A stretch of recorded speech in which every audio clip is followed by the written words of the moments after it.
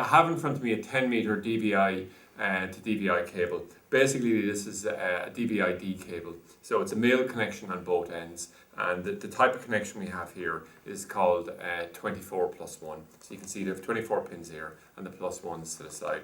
So the reason we've added on a 10 meter to the range is that we do sell a lot of DVI cables anyway, and we felt it was probably needed in the market in certain applications where people just wanted to run reasonably long lengths, and the 10 meter sort of was the upper limit of what we thought they'd need.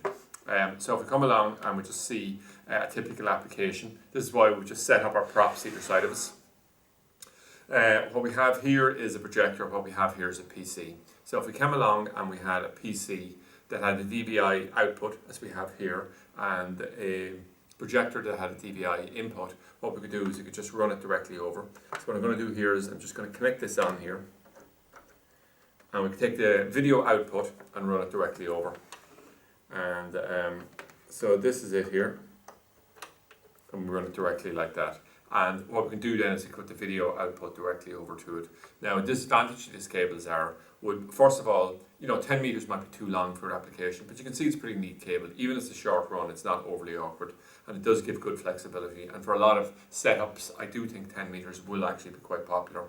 The second thing is DVI, it only supports video, it doesn't support any audio. So you could do it, we'll say, with an audio output as well, and run a separate cable for it, and a separate input on the far side. So it is possible to do that. But a lot of presentations, of course, just need the DVI output itself. So that's it basically. It's part of a much wider range of DVI, HDMI, SCART, etc. Cables that can all be found on freetv.ie.